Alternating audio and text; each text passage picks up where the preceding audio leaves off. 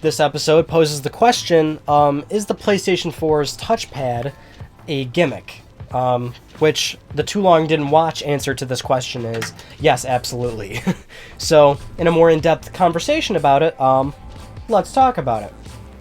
The PlayStation 4 touchpad, it's basically a little cursor, the thing about what Sony usually does with this stuff is, say for example, with the PlayStation 3 and the 6-axis, which was just, a gyroscope in, the Dualshock 3, and you could like shake it to knock something off of you in resistance, or you could tilt it and angle it so you could like aim a grenade in Uncharted.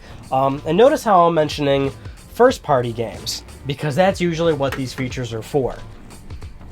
For the most part, it's just, the thing is, like, it's not a selling point, right? No one's going to go out and buy a PlayStation 4 because of the touchpad on the controller. That is 100% true. I mean, I think most of you wouldn't argue me on that.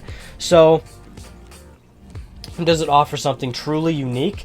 Not really. I mean, the thing about the touchpad is it's just another set of input, right? If you're a developer and you're going to make a game for PlayStation 4 and Xbox One and PC, for example, are you really going to take advantage of the touchpad, for example? If you're a developer releasing on all these platforms, you can't really do that. I mean, one interesting example is in one of Sony's first-party games is Killzone Shadowfall. You have this little thing called the Owl, and you can send it to either attack something, you can use it to shoot a rope down, or you could build a shield out of it. And what you do is you do up, left, or right swipes to choose what sort of situation you want to do of what I just told you. So it's a very interesting input. It's basically 4 extra inputs on a controller.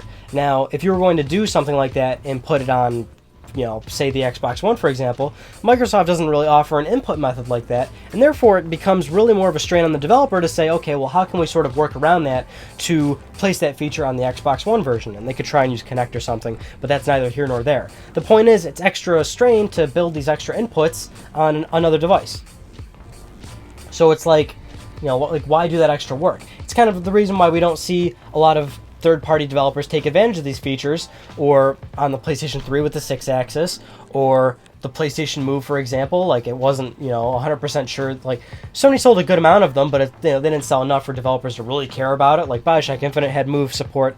Cool, but how many people played with it? Probably not a lot. And now the one guy who played Bioshock Infinite with PlayStation Move is going to comment. How are you? That's the thing, though. Like, developers aren't going to take advantage of that because it's just too much strain, probably extra money, certainly going to be extra money, extra resources, extra time. Why do it? And it's just more difficult to sort of allocate. If you're going to make an exclusive game, right, it might make sense. But even then, it's like, well, am I really going to use it practically? The only third-party developers that have used the touchpad,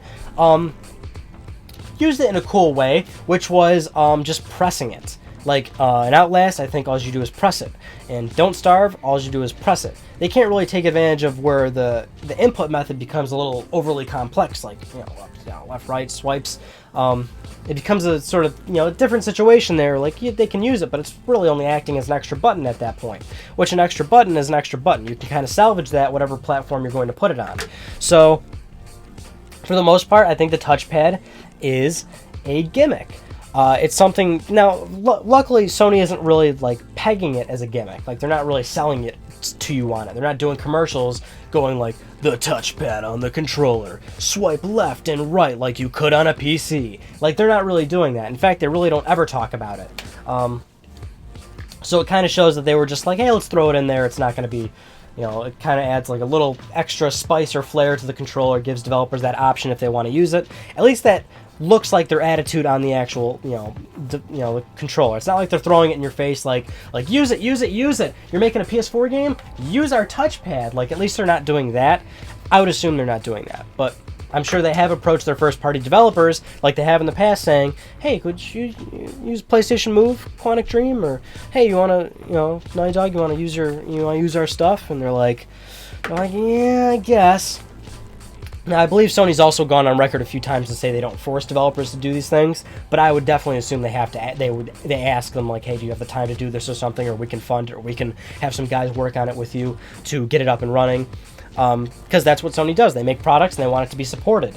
That's why they give you a 30-day trial to Music Unlimited with launched PS4s, because they want to try and get people to use that damn service, which no one is probably ever going to.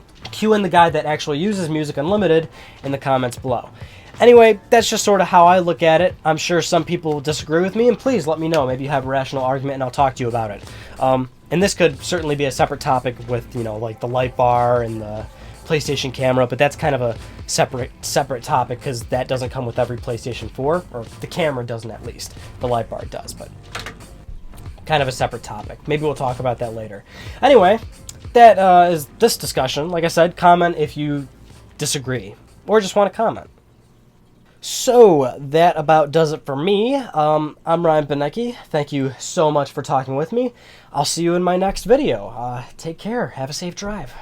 If you're watching on mobile or your laptop while you're driving, in which case, don't have to take my advice, but don't do that.